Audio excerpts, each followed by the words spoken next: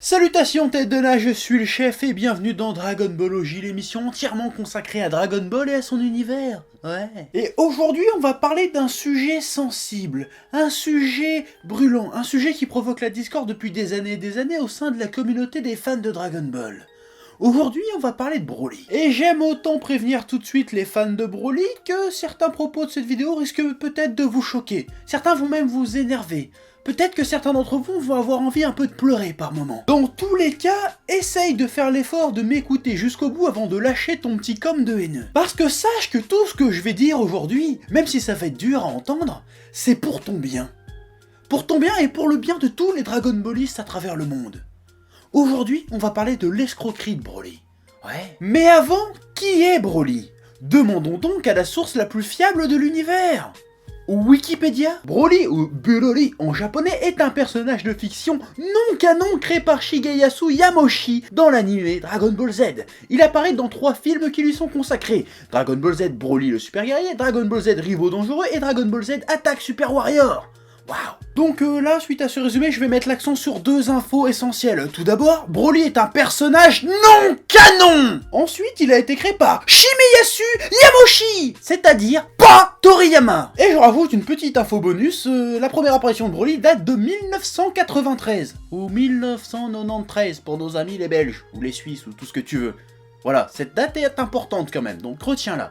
Ouais. Broly est un des personnages préférés des fans de DBZ. C'est un vilain charismatique qui suinte la classe et la puissance par tous les pores. Une carrure méga imposante, un regard de psychopathe et des cheveux d'un vert éclatant. De plus, Broly a une origin story super intéressante. Il est le guerrier millénaire, ou le super saiyan légendaire, comme tu veux, on va revenir sur cette notion un peu plus tard, et il est né avec une puissance de 10 000 unités.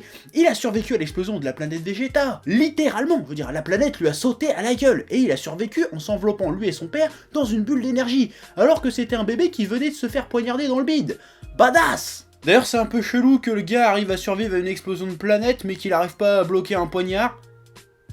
Oui. Puis il est apparu dans l'un des meilleurs films DBZ, qui était sombre, tragique, avec des petites touches shakespeariennes et qui en plus élargissait la mythologie saïenne. Bon, je parlerai du film plus en détail un autre jour, mais tout ça pour dire que, oui, je comprends pourquoi on kiffe autant Broly. Moi aussi je kiffe Broly. Enfin, quand je dis que je kiffe Broly, je parle du Broly du premier film, parce que là on avait un méchant sadique complètement psychopathe sa mère. Tiens, je me bats contre Goku, mais pour l'emmerder, je vais plutôt aller tabasser son fils devant ses yeux. Tiens, il y a des aliens qui braillent à côté, bah je vais détruire leur planète devant leurs yeux, me marrant comme une baleine. Ça, c'est du méchant qui envoie en termes de proportion, classe, charisme, puissance et saloperie. On n'est pas loin d'un Dio Brando là quand même. Par contre, dans les suites, Broly n'est qu'une montagne de muscles monolithiques qui cause quasiment pas, à part pour dire cachalot, hein, les vrais qui connaissent la VF connaissent les bails. Et dans le troisième, c'est littéralement un gros tas de merde. Bref, Broly est donc très vite devenu un personnage emblématique de la bonne vieille époque DBZ, au même titre qu'un Cell ou qu'un Freezer. Mais contrairement aux autres vilains de l'univers de DBZ, Broly est un personnage auréolé de mystère, qui au fil des ans sont même devenus des mythes, des légendes. Et de légendes, on est passé presque à des croyances. Et le problème malheureusement avec toutes ces croyances, c'est que c'est quasiment que des conneries. Mais alors, des grosses conneries en plus. Et toutes ces conneries, ces croyances, ces théories sont dues à une mauvaise compréhension des éléments du film, des éléments qui composent l'univers de Dragon Ball, et surtout, de l'aspect artistique qui entoure la création des films DBZ. Et même de DBZ tout court d'ailleurs. Alors les grandes théories autour de Broly tournent bien évidemment autour de tout ce qui concerne les estimations de sa puissance possible. L'apothéose de toutes ces théories a été atteinte il y a à peu près 1 an avec la vidéo de Gaki intitulée La vraie puissance de Broly. Pour résumer, il émet la théorie preuve à l'appui que Broly a peut-être la puissance d'un Super Saiyan God, voire plus. Alors c'est pas un clash ou quoi que ce soit, d'ailleurs sa vidéo est très bien faite, très divertissante, très intéressante, bien montée et tout. C'est une très bonne vidéo. D'ailleurs, elle est tellement bien faite que depuis, dès qu'il y a un débat autour de Broly, on ressort cette vidéo et aussi le fameux hashtag Broly se retient. On va y revenir hein, sur le truc Broly se retient plus tard dans la vidéo. Hein. D'ailleurs, ce pauvre Gaki semble un peu dépassé par l'ampleur qu'a pris sa vidéo et apparemment il compte revenir dessus dans quelques temps. Donc on verra à ce moment-là qu'est-ce qu'il va dire, voilà. Donc cette vidéo ne le vise pas particulièrement lui, personnellement ou quoi que ce soit, hein. C'est juste que c'est le plus connu donc je le prends comme exemple, comme ça tout le monde voit à peu près de quoi je veux parler. Hein. Je vise plutôt tous ceux qui ont cru ce que lui, et beaucoup d'autres d'ailleurs, ont dit sur le sujet, en le prenant pour des vérités absolues, sans prendre le recul d'analyser, de réfléchir, en prenant en compte plusieurs paramètres que je vais t'expliquer dans la suite de cette vidéo. Voilà. Alors quand on m'en parle, je compare souvent cette vidéo et même toutes les autres qu'il y a sur le sujet, même le sujet entier Broly, au documentaire La Révélation des Pyramides mais version DBZ, qui est le film théoriste par excellence. Pour résumer grossièrement, le film cherche à nous démontrer que ce ne sont pas les Égyptiens qui ont bâti la pyramide de Gizeh, mais une civilisation supérieure, comprend ici des aliens probablement. Le documentaire est très bien réalisé, très bien monté, très bien écrit, très intéressant, très divertissant, et pourtant il est débunké quasiment toutes les semaines par des spécialistes en histoire et en égyptologie. Parce que c'est pas parce que c'est bien fait que c'est pas de la grosse connerie. Au pire, ça fait un bon film de SF, mais en aucun cas ça devient un documentaire officiel avec des vraies preuves tangibles. Eh bien, pour toutes les théories qui entourent le délire de Broly et toutes les théories en général, eh ben c'est exactement pareil. Bon, c'est pas le même échelle de valeur parce qu'on parle des pyramides et on parle de Broly, mais c'est les mêmes processus de pensée qui font que les gens croient des conneries. C'est exactement pareil. Je sais que ça se dit pas croive, mais je fais ce que je veux. Oui. Dans les deux cas, ça a l'air d'être logique et cohérent. Dans les deux cas, beaucoup de gens se laissent convaincre sans aucun recul. Et dans les deux cas, la passion et les croyances prennent le pas sur la raison. Et si jamais on a le malheur de dire tout haut qu'ils sont dans l'erreur, on se prend un shitstorm massif de rageux sur la tronche. Bon, ça, tu pourras très certainement le vérifier dans les commentaires sous cette vidéo. À moins que ma puissance argumentaire ait niqué tous les trolls d'avance. C'est possible aussi parce que je suis un petit peu un génie dans mon domaine. C'est vrai. Mais à mon avis, non. Je vais quand même avoir des rageux. Ouais. Pourquoi toutes les théories autour de la puissance de Broly sont toutes des conneries ? Eh ben, il y a plusieurs raisons à ça. Mais la première de ces raisons est la plus importante, et la plus simple, et la plus conne, et la plus irréfutable de tous. Et ça, j'en ai parlé en tout début de cette vidéo. Broly n'est pas canon et n'a pas été créé par Toriyama! Merde! Alors pour ceux qui ne connaissent pas les termes canon et no canon, qu'est-ce que ça veut dire? Eh ben je vais essayer de te l'expliquer le plus simplement possible, en simplifiant beaucoup. Alors, c'est quand une œuvre ne peut pas être reclassée dans la chronologie, dans la continuité, dans l'ensemble, dans la cohérence d'une autre œuvre plus grande. Voilà. Les films DBZ des années 80-90, dont le premier film Broly et même les suites font partie, ne sont pas replaçables dans la continuité de la série animée ou du manga Dragon Ball Z. Ils ne sont donc pas canon. Pour te refaire cette phrase de manière un peu plus claire, toutes les histoires que tu as vues dans les films DBZ, eh ben du point de vue de la grande histoire de Dragon Ball, ces histoires n'ont jamais eu lieu.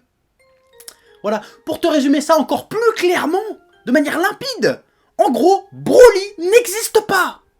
Enfin si, il existe, mais il existe dans notre réalité à nous, lecteurs, spectateurs de Dragon Ball Z. Mais dans la réalité de Goku du tome 1 au tome 42 et même dans Dragon Ball GT et même dans DBS, Broly n'existe pas. Pour le LOL et pour la pédagogie, nous allons le démontrer ensemble. Normalement, il n'y a pas besoin de le démontrer, mais je vais te le démontrer. C'est très très simple. Et je vais te le démontrer en reprenant un peu les arguments, la méthodologie un peu de ceux qui font des théories. Voilà. C'est très simple. Bon là, je pense qu'on sera tous d'accord pour dire que les événements du premier film Broly se déroulent peu de temps avant le Cell Game. Là, on va être tous d'accord là-dessus. Bon, normalement, une fois qu'on a établi ça, normalement, j'ai pas besoin de développer plus que ça pour prouver que c'est pas canon. Normalement, arrive à ce stade, il y a une alarme dans ta tête qui s'allume et qui fait « il y a un truc qui déconne ». Mais admettons que cette alarme ne s'allume pas, on va continuer. Voilà. Comment peut-on se permettre de dater les événements du film ? Eh ben tout simplement en analysant les éléments du film. Dans le film, on a Mirai Trunks avec les cheveux longs et Gohan Ado Super Saiyan. Donc déjà, c'est un indice temporel. Donc ça se passe forcément quelque part avant le Cell Game, en plein milieu de l'arc Cell Cyborg. Ça ne peut pas se passer avant parce que Gohan n'est pas Super Saiyan, et pas après parce que Goku est mort. Et surtout, Gohan est déjà SSJ2. Voilà. Donc ça se passe forcément dans les 9 jours précédant le Cell Game, et on peut même réduire la fourchette, être un peu plus précis que ça. Pendant les 9 jours avant le Cell Game, on sait que Vegeta, Trunks et Piccolo se sont relayés dans la salle de l'esprit et du temps. On sait aussi que quand Trunks sort de la salle, il a les cheveux longs. D'ailleurs, pendant le Cell Game, il a les cheveux longs, c'est signe qu'il venait juste de sortir de la salle. On sait aussi que Piccolo rentre dans la salle après Gohan et Goku, et que le jour d'après, c'est Vegeta et Trunks qui y retournent. Donc il se passe, en prenant large, 3-4 jours entre le moment où Goku sort de la salle et que Vegeta Trunks sortent de leur deuxième séjour. Piccolo aussi a sûrement fait un deuxième tour, ça on sait pas. Bref, en prenant large, encore une fois je précise, ça nous laisse quoi, 5-6 jours avant le début du Cell Game. Donc admettons que le Cell Game ait lieu un samedi. Et admettons, pourquoi pas, que Paragus débarque sur Terre un mardi. Ça veut dire qu'ils se tapent Broly et Cell dans la même semaine. Mais admettons que ce se soit passé comme ça. Ça veut dire que, alors que les mecs sont censés préparer l'un des combats les plus déterminants pour l'avenir de la Terre, l'avenir du monde, les mecs décident quand même de partir plusieurs jours sur une planète lointaine parce qu'on les y a invités. alors que la Terre est sur le point d'être détruite par un monstre mutant cyborg tutti quanti. Ça n'a aucun sens. Non, parce que la logique voudrait que Goku et ses amis auraient pu demander de l'aide à Broly et à Paragus, genre les mecs, c'est sympa de venir nous chercher pour aller sur la nouvelle planète Vegeta, mais est-ce que vous pouvez nous aider à défoncer le monstre qui menace notre planète et puis après on ira visiter, hein, comme ça, voilà. En plus, au début du film, Goku et Chichi essayent d'inscrire Gohan dans une école, à une semaine de la probable fin du monde. Ah, c'est vraiment le truc à faire. Bref, je vais pas énumérer tous les éléments qui prouvent que cette histoire n'est pas canon, parce qu'il y en a pour 3 plombes. Bon, ça ferait sans doute 1 million de vues ce truc là, mais bon, j'ai autre chose à foutre, un autre jour peut-être. D'un point de vue de la chronologie des BZ, ça ne fonctionne pas. Donc là, tu vas sans doute te poser cette question.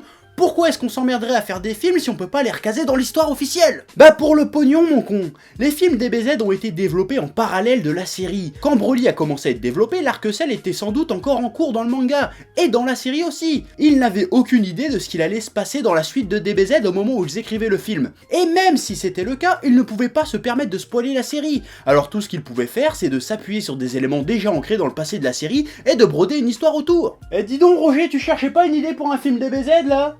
Non, parce que je viens de voir, il parle d'un Super Saiyan légendaire qui apparaît tous les 1000 ans. Ah, y a peut-être un truc à creuser là, non? C'est une idée. Ouais, on parle là-dessus? Ok. Voilà, c'est aussi simple que ça. Bon, ça a pas dû se passer comme ça, mais je dois pas être très loin de la vérité. Parce que c'est logique, ça s'est passé comme ça, c'est tout. Cherche pas. Les films DBZ ne sont que des produits dérivés créés pour exploiter la licence Dragon Ball Z. Broly est un produit dérivé avant d'être un véritable personnage de Dragon Ball. Broly, c'est un peu le jouet que t'as dans ton Happy Meal. Ça fait plaisir, mais si t'essayes de le bouffer, ça va te faire un peu mal au cul en sortant. Ça fait donc plus de 20 ans que vous vous chamaillez autour d'un jouet McDo à 2 balles qui n'a aucun rapport de près ou de loin avec la continuité de Dragon Ball. Vous vous êtes fait escroquer, et le pire, c'est que c'est votre faute parce que vous arrêtez pas de toujours réclamer plus de Broly. D'ailleurs, Broly est tellement un produit dérivé qu'aujourd'hui il n'existe qu'à travers le merchandising de DBZ, des figurines, des cartes aux jeux vidéo. Le perso a tellement plu qu'ils le recassent partout dès qu'ils le peuvent. Regarde le nouveau jeu DB Fusion, ils te disent direct, regarde, on peut fusionner Goku et Broly, achète bâtard. Alors qu'en plus quand tu fusionnes Broly et Goku, t'as juste Goku avec le corps de Broly, ça n'a aucun sens. Donc Broly il apparaît quasiment partout, sauf dans la série, sauf dans la continuité officielle. Alors que c'est là que les fans veulent le voir, qui supplient depuis des années et des années.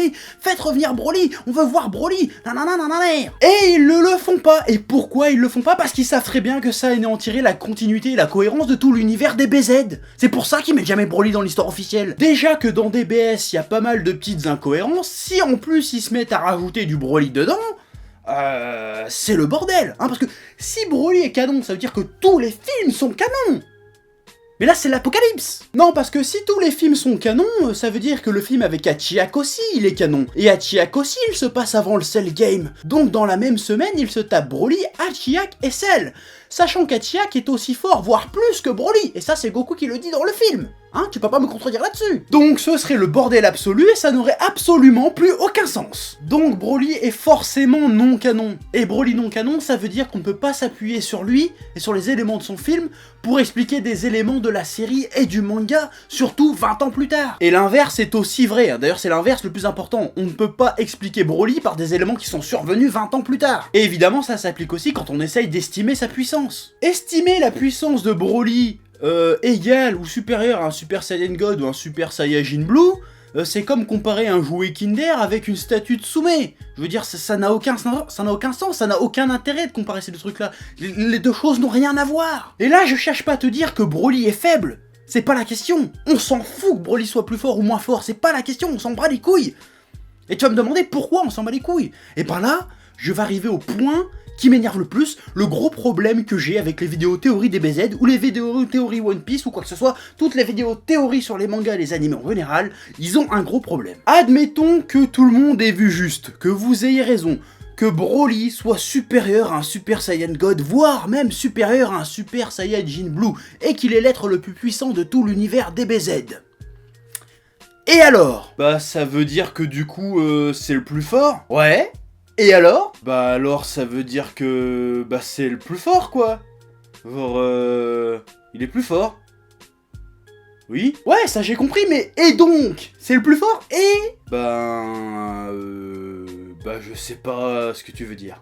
Et oui, tu sais pas, Jean-Kévin. Et tu sais pourquoi tu sais pas, Jean-Kévin? Parce que t'es un peu un con, Jean-Kévin. Parce que quand tu crées tes théories, Jean-Kévin, eh ben tu penses en fanboy qui veut à tout prix avoir raison. Alors tu vas trifouiller, chercher dans tous les recoins pour trouver des points qui appuient ta théorie en oubliant totalement la centaine de milliers de points qui contredisent ta théorie. En science, on appelle ça des biais de confirmation. Voilà, je te balance un petit terme scientifique, t'en fais ce que tu veux. Un exemple de biais de confirmation un peu grossier, hein. Ce livre protège du cancer. Je détiens ce livre, je n'ai pas le cancer. Donc c'est forcément ce livre qui me protège du cancer, voilà. Hein. J'ignore totalement qu'il y ait des milliers, des millions de facteurs qui font que j'ai pas le cancer, hein, autre que ce soit ce bouquin, mais non, moi je m'attache que à cette preuve-là. J'ai ce bouquin, je n'ai pas le cancer, donc c'est ce bouquin qui me protège du cancer. Bon, c'est un peu grossier, mais ça explique bien le délire. Hein. Tu trouves des preuves ou tu veux voir des preuves? Voilà, c'est tout. Voilà, si tu veux en apprendre plus sur ce sujet, je te conseille la vidéo de la tronche en biais. Hein, c'est une chaîne qui parle de zététique, c'est bien, c'est un peu culturel et tout, t'apprends des trucs, et moi j'aime beaucoup cette chaîne, et là j'ai l'occasion de la placer sur ce sujet-là. Donc allez voir, je leur fais un peu de pub parce qu'ils sont cool. Ouais. Et c'est principalement à cause de ce mode de pensée que toutes les théories c'est quasiment que de la merde. Hein, toutes. Ce n'est pas parce que tu arrives à trouver plein d'éléments qui vont dans ton sens que ça prouve que t'as raison dans tes théories. Et là on va se la jouer un petit peu un télo en citant Carl Sagan. Carl Sagan qui disait « Toute affirmation extraordinaire se doit de fournir des preuves extraordinaires ». Alors maintenant quand tu viens me voir et que tu me racontes que Broly est plus puissant qu'un Super Saiyajin Blue et même que c'est le plus puissant personnage de l'univers de DBZ, un arrêt sur image sur deux mèches qui se lèvent et un hashtag Broly se retient ne constituent pas des preuves extraordinaires. En revanche, si demain dans un épisode de DBS, Broly se pointe et dit « Oui, en fait je suis un super Saiyan God Green et je suis plus puissant que tout le monde », là je dirais « Ok ». Par contre, là, j'arrêterai de regarder DBS définitivement et immédiatement, parce que là, déjà que, hein, voilà, là, ça sera définitivement parti en couille, ça n'aura plus aucun sens, ça sera définitivement devenu de la merde. Voilà, j'annonce. Le problème que j'ai avec vous, les Jean-Kévin théories, c'est que quand vous élaborez vos théories, vous les pensez pas de la bonne façon, vous abordez pas le problème avec la bonne manière de penser, hein. Vous pensez avant tout comme des fanboys qui veulent prouver qu'ils ont raison et qui sont donc plus fans que les autres de DBZ. Alors qu'en fait, c'est pas comme ça qu'il faut penser. Parce que quand on théorise, quand on fait des hypothèses sur une fiction, il faut penser en scénariste. Au moment de faire vos théories, au lieu de penser « Ah, comment je vais pouvoir prouver que j'ai raison et prouver que je suis le meilleur fan de la planète que les autres n'ont rien vu ?» Pensez plutôt « Si j'ai raison, qu'est-ce que ça raconte ?» Si tu n'arrives pas à répondre à cette question, c'est très probablement que ta théorie c'est de la merde. Voilà. Bah oui, parce que c'est un peu le plus important quand on écrit une fiction. Il faut que les choix qu'on y fait servent le récit, servent un propos. Alors, je te repose la question. Si Broly est plus puissant qu'un Super Saiyajin Blue, si Broly est l'être le plus puissant, l'ennemi le plus puissant de tout l'univers Dragon Ball confondu, qu'est-ce que ça nous raconte? Ne fais pas une crise de neurones tout de suite, Jean-Kévin. Je vais te l'expliquer, moi, ce que ça raconte. Tout d'abord, de quoi est-ce que ça parle DBZ? Et j'insiste sur le DBZ volontairement, hein, attention. Hein. DBZ, ça nous raconte l'histoire de personnages qui sont confrontés à des ennemis de plus en plus puissants contre lesquels ils vont devoir se surpasser pour pouvoir les battre. Hein. Très grossièrement, c'est ça que ça raconte. D'ailleurs, tous les films DBZ de cette époque, c'est ça. Hein. Des méchants balèzes débarquent, Goku les affronte difficilement, puis se surpasse et gagne. Pour Broly, c'est pareil. Broly débarque, Goku l'affronte, Broly est bien plus fort, puis Goku repousse ses limites et finit par le vaincre. Maintenant, si on raconte cette même histoire en considérant Broly canon et comme le personnage le plus puissant de tout l'univers DBZ et notamment plus puissant qu'un Super Saiyajin Blue, voyons qu'est-ce que ça nous raconte. Ça nous raconte qu'alors que l'histoire, le but de Goku est d'affronter des ennemis de plus en plus puissants dans le but de devenir le plus fort de l'univers, et qu'il continue encore aujourd'hui de s'entraîner pour atteindre ce but, en fait il a sans le savoir déjà affronté et battu le gars le plus puissant de l'univers. Donc depuis tout ce temps, il a déjà atteint son objectif. Donc tout ce qu'on a vu après Broly n'a aucun intérêt pour le développement de Goku. Et toutes les menaces suivantes sont dérisoires. Et du coup, la suite de DBZ n'a plus aucun intérêt. Voilà, donc du coup, toute l'histoire, le scénario de DBZ n'a plus aucun sens ni aucun intérêt si on y intègre Broly, et qu'en plus on intègre le fait qu'il soit le plus puissant de tous. Voilà, mais c'est pas grave. T'as prouvé que t'avais raison, donc c'est pas grave. C'est ça le plus important, t'as raison, donc c'est pas grave. En plus, non seulement Goku a déjà battu le mec le plus puissant de tout l'univers, mais en plus ils l'ont battu 3 fois le gars. 3 fois. Hein? Et la deuxième fois, il y avait que Goten, Trunks et Krillin, la troisième fois. Hein? Pardon. Hein, on oublie souvent ce détail-là aussi, hein. Oui, et là, je sais ce que tu vas me dire. Tu vas me dire, oui, chef, mais non, parce que quand même, Broly se retient. Ah, j'ai envie de te cracher à la gueule, là, tout de suite, là. Ah, un bon gros molar. Ah ouais. Je viens juste de te l'expliquer. Pense en scénariste, connard! Oui, je m'énerve un peu. Évidemment que Broly se retient, trou de balle. Pas parce qu'il a une puissance cachée de ouf, mais parce que ça sert le scénario, putain de merde. Si Broly devait se mettre à fond pour défoncer Goku, il deviendrait beaucoup moins impressionnant. C'est justement parce qu'on voit qu'il n'est pas à fond qu'on se rend compte de sa puissance écrasante. Le gars marche nonchalamment, encaisse un Kamehameha puissance max à bout portant et ça lui fait même pas cligner des yeux. Quand il détruit une planète, on dirait qu'il lui jette une crotte de nez dessus et qu'elle explose. Le fait qu'il se retient crée un contraste entre lui et Goku, qui est à fond. Ça met en évidence leur énorme différence de puissance. Ça ne prouve en aucun cas que Broly est plus fort qu'un SSJ Blue, juste que Goku est beaucoup moins fort que lui. Bon là, si t'es pas encore en PLS, bon bah tu vas être un petit con pointilleux, tu vas me sortir, oui mais dans ce cas-là, quid de Beerus? Hein, parce que Beerus, comme Broly, est un personnage réputé over méga cheater sa race. Donc, au même titre que Broly, normalement, il devrait annihiler tout intérêt dans le développement de Goku. Oui, c'est bien, tu commences enfin à penser comme il faut, petit con.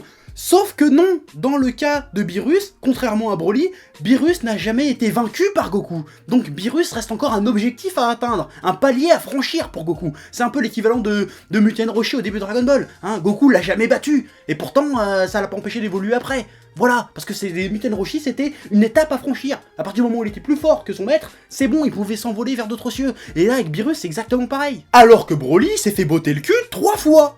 3 fois quand même. Non, parce que si Broly est le personnage le plus puissant de tout DBZ, c'est aussi le méchant qui s'est fait le plus botter le cul de tout DBZ, hein. Voilà, donc faut savoir, hein. Déjà celle-là elle est pour toi déjà. Boum, Broly a donc déjà été vaincu par Goku, et même plusieurs fois. Donc il n'a plus aucun rôle à jouer dans le parcours initiatique de Goku. C'est tout. Enfin dans l'hypothèse où il est canon.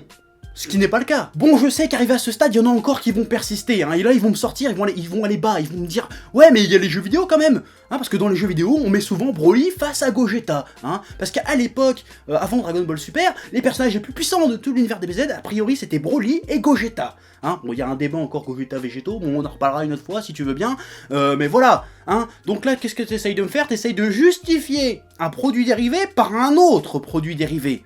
Au travers d'un troisième produit dérivé. T'es sérieux, Morel, là? T'es sérieux? Non, ça marche pas comme ça. D'ailleurs, hein, si on s'en tient aux produits dérivés, toujours, il y a aussi un Broly SSJ3 et un Broly SSJ4. Hein? Moi je te dis que dans quelques temps, ils vont nous sortir un Broly SSJ God. Hein, donc ça s'auto-annule, votre connerie. Ça vaut rien. Ensuite, il y a très peu de chances que Broly ait servi de base pour le Super Saiyan God, parce que ça a été fait 20 ans avant par une équipe dirigée par un mec qui n'est pas Toriyama, qui n'est même pas la même équipe qui s'occupe de la série animée. C'est très improbable. De plus, si c'était le cas, ça aurait été tellement plus simple d'évoquer Broly directement dans les films. Hein. Dans Battle of God ou Fukatsu no F, on aurait été fixé plus vite. Et plutôt que de nous balancer des explications sorties du trou de balle de je ne sais pas qui, on nous aurait simplement dit ouais, c'est comme Broly. Un scénariste aurait forcément pris ce raccourci-là. C'est tellement plus simple que de nous dire c'est un super Saiyan God, Super Saiyan. Hein, c'était beaucoup plus simple de nous dire ouais, c'est comme Broly. Si c'était vraiment comme Broly. Alors que là, c'est pas le cas, mais t'as compris l'idée. Et encore une fois, l'hypothèse selon laquelle il se serait inspiré de Broly pour créer le Super Saiyan God Super Saiyan, c'est une théorie qui est orientée pour aller dans le sens de votre théorie première, qui dit que Broly est un Super Saiyan God Blue, ou Green, ou tout ce que tu veux, hein. Donc ça marche pas, c'est pas comme ça que ça marche. Parce que si vous étiez si attaché que ça à dire que Toriyama se serait inspiré des films, pourquoi je n'ai vu aucune vidéo faisant la théorie comme quoi Black serait inspiré par le personnage de Thalès, par exemple, hein, qu'on peut voir dans des films, hein, parce que les deux personnages sont très similaires quelque part, parce que tous les deux existent pour montrer une facette maléfique de Goku, hein, voilà.